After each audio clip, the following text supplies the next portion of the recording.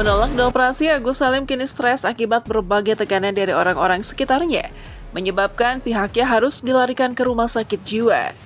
Kondisinya kian memburuk, Agus Salim kini stres dan menolak dioperasi.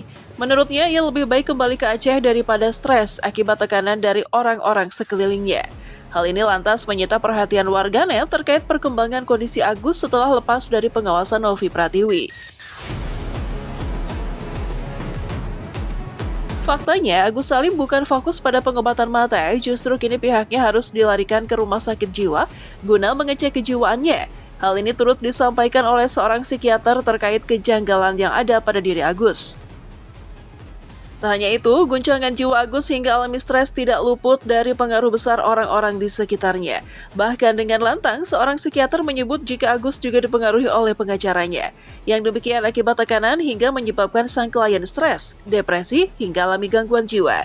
Bahkan sebelumnya Agus dan pengacaranya Farhad Abbas tidak hadir dalam acara mediasi yang diadakan oleh pihak Novi Pratiwi. Hal tersebut Agus malah beralasan sakit gigi, namun warawiri di kantor Polda Metro Jaya terkait laporannya. Kita lihat bahwa orangnya kurang konsisten. Jadi dengan akhirnya dia pernah depresi dan lain-lain, sebaiknya dicek saja kejiwaannya sekalian diobati. Kemudian kita lanjutkan dalam sehari-harinya pada saat pemakaiannya itu juga ya tidak konsisten. Kadang-kadang dia ya tiba-tiba mau untuk mata, kadang-kadang untuk keperluan lain. Lalu ada pengacara itu otomatis ikut mempengaruhi lagi.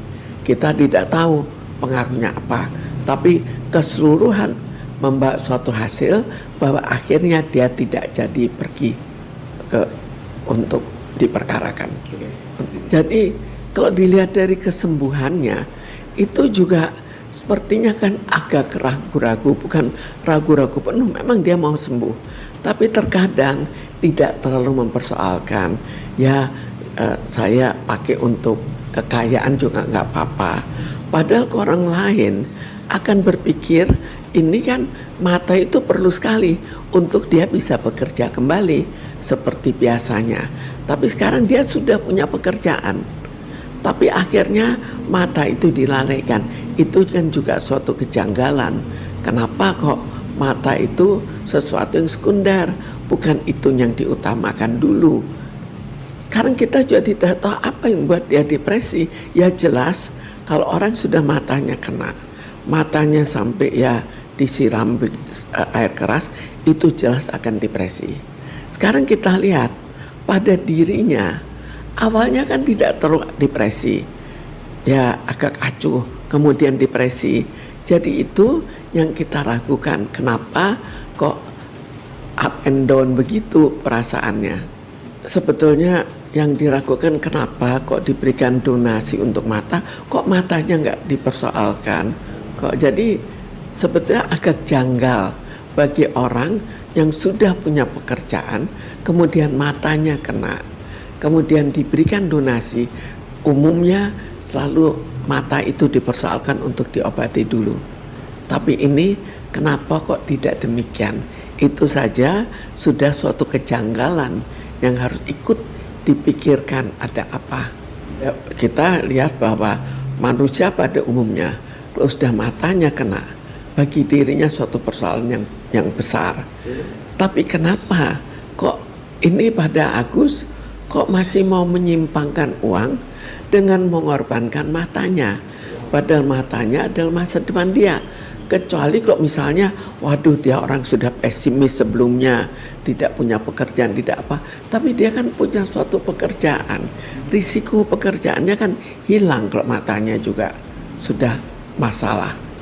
Berat kok soal di dalam aja, soalnya kan nggak ada Bang Farhad ya. Insya Allah lain kali ya. Ya mungkin Gimana tadi Agis? lagi sakit. Ini lagi sakit gigi loh. Oh mungkin diwakilkan sama istri nih. Sekarang kalau bahwa sakit gigi yang jadi alasan, ada dua kemungkinan. Apakah ini keanehan yang ada pada Agus?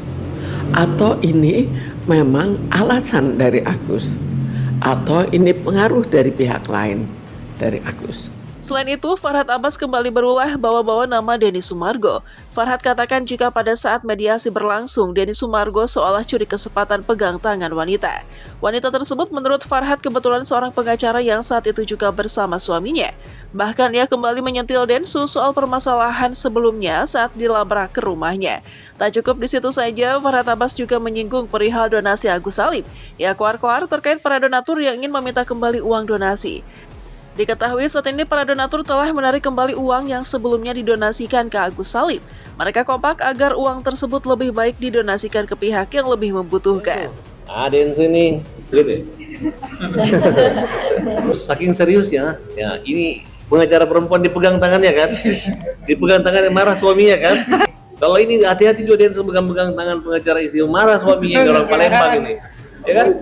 Tapi jangan emosi lah. Mungkin dia ingin biasa sampaikanlah dari hati yang paling terdalam gitu. Densu ingin damai, kan begitu kan kira-kira. Ini pesan buat Densu.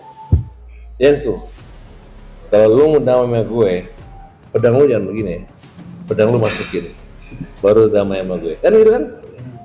Betul nggak? Kalau pedang lu begini damai apa enggak ya? Nggak bisa begitu. Ya gue walaupun ada pedang juga, walaupun gue laki-laki tetap aja pedang gue sarungkan. Walaupun ya udahlah, gue nggak mau masuk penjaranya gara-gara kebodohan. Seluruh para donasi yang nyumbang mulai dari 7.000, kalau mau ambil uangnya sini ke rumah gue, sini cari gue. Kan kalian dari misalnya dari Aceh, dari Papua nyumbangnya Rp15.000, terus kalian mau datang sini, bawa sini surat kuasa, lebih mahal harga materainya dibanding kalian punya sumbangan kira-kira, betul nggak? Kalau sama dengan masuk ke celengan masjid, ya begitu kalian ambil lagi samanya dengan maling. Kalau ada donatur yang mau ribut atau bermasalah dengan gua akan ladenin. Kenapa? Karena uang lu udah dinovi di yayasannya, makanya gua berani jawab kayak gitu. Coba uang di Agus saya pasti sopan, tapi gara-gara uangnya udah dinovi ya nggak sopan dong. Gila, orang nggak ngapa-ngapain, orang lagi fokus kesehatannya Agus, lu tagih-tagih uang. Ya, pokoknya Densu sekarang kecapean. Kenapa? Karena orang tiap hari dia tiap hari salaman, ketemu orang minta maaf aja gitu. Ya udah capek kan. Kalau saya kan tidak ada masalah, saya adalah korban Densu. Udah ada Densu di sana nggak selesai. Jadi kalau sudah begitu mau diselesaikan apa aja. Saya bisa membuat gagal acara kemarin sehingga mereka hemat tempat dan hemat biaya. Tapi karena mereka tidak bagus komunikasi, tidak tahu memberi apa hasil daripada perdamaian itu, apa yang terjadi ya, itu akhirnya mereka rugi kan, rugi bayar segala macam. Yang melaporkan Teh Nopi, Teh Nopi itu harus bisa mempertanggungjawabkan setiap donasi yang masuk ke donaturnya.